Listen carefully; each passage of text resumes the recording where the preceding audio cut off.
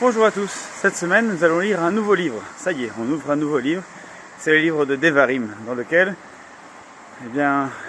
Moshe Rabbeinu va répéter, va reprendre les différents éléments de l'histoire du peuple d'Israël. Et d'ailleurs, d'après Rashi, les premiers versets nous indiquent cela.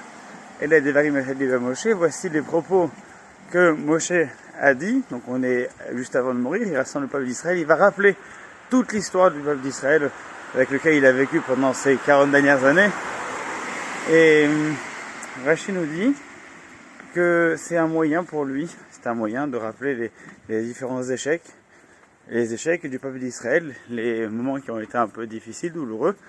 Et il les a dit par allusion, puisqu'on nous rappelle la localisation de Moshe Rabbeinu à cet endroit, à ce moment-là.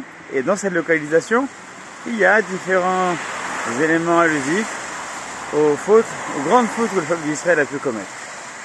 Et c'est vrai que de nos jours, on n'est pas exactement très fan des échecs. On parle beaucoup de psychologie positive, qu'il faut toujours voir les choses de manière plus positive, qu'il faut les amener, qu'il faut se concentrer sur ce qui va bien, etc. Et alors on peut se poser effectivement la question, d'autant plus que Moshe Rabbeinu, c'est pas comme s'il n'avait rien vécu au cours de sa vie.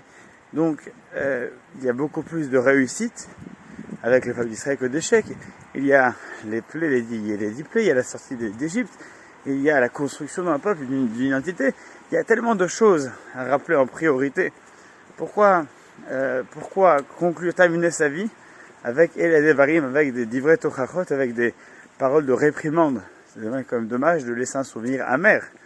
Alors pourquoi choisit-il de rappeler les échecs plutôt que toutes les réussites extraordinaires dont il pourrait être fier et dont il était fier? Peut-être que lorsque effectivement on veut laisser un nom dans l'histoire, alors on va vouloir organiser une sortie grandiloquente avec toutes les réussites, peut-être avoir un mur à son effigie, peut-être avoir une statue, peut-être vouloir son buste dans une sorte de panthéon. Peut-être que c'est ça la priorité d'une personne qui recherche la grandeur lorsqu'il passera à la postérité. Mais Moshe Rabbeinu est un homme qui aime profondément le peuple d'Israël. Et donc sa priorité à lui, c'est de les faire avancer, de les faire évoluer, de les voir grandir encore et encore même après sa mort. Et donc sa priorité à lui, c'est d'abord de leur faire prendre conscience de leur marge de progression, quitte à ce que lui soit retenu ou pas retenu par l'histoire, peu importe. Et donc, lorsque il doit choisir les mots qu'il prononcera avant de quitter ce monde, eh bien, il préfère employer non pas seulement des réprimandes, mais rappeler certains des échecs. Pourquoi ? Parce que nos échecs sont beaucoup plus traumatisants que nos réussites. Lorsqu'on réussit quelque chose, on en est fier, et puis tant mieux, mais ça ne nous marque pas forcément très profondément. Alors que les échecs sont des éléments qui nous marquent extrêmement profondément.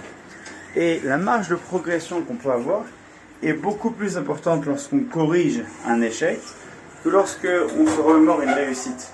On a beau réussir quelque chose 10 fois, si la 11e fois on échoue, eh bien on se souviendra de l'échec de la 11e fois. Il sera peut-être encore plus difficile de vivre cet échec que de se rappeler, de se féliciter des 10 premières fois qui avaient été réussies. Et donc, s'il fallait aider le peuple d'Israël à grandir encore, il préfère rappeler les échecs afin que ceci puisse être un élément d'évolution, un élément qui leur permette de grandir encore et encore. C'est la raison pour laquelle parfois l'échec est considéré comme quelque chose d'extrêmement positif malgré tout, parce que c'est par le biais des échecs qu'on arrive à se reconstruire et à évoluer encore plus, peut-être encore plus que les réussites. Donc lorsque Moshe Rabbeinu est sur le point de quitter ce monde, que va-t-il faire ? Il va se servir des échecs du peuple d'Israël et leur permettre de capitaliser sur ceci afin qu'ils grandissent et afin qu'il ne leur reste finalement que des réussites. Mais si on rappelle les réussites, au final, il ne restera que des échecs. Voilà une leçon bien intéressante que nous allons pouvoir méditer pendant ces prochains jours. Et puisque nous arrivons à l'époque du 9 Av et la destruction du temple, nous rappeler que la destruction n'est jamais définitive et qu'elle augure au contraire qu'une marge de progression, qu'une reconstruction du troisième temple. Amen.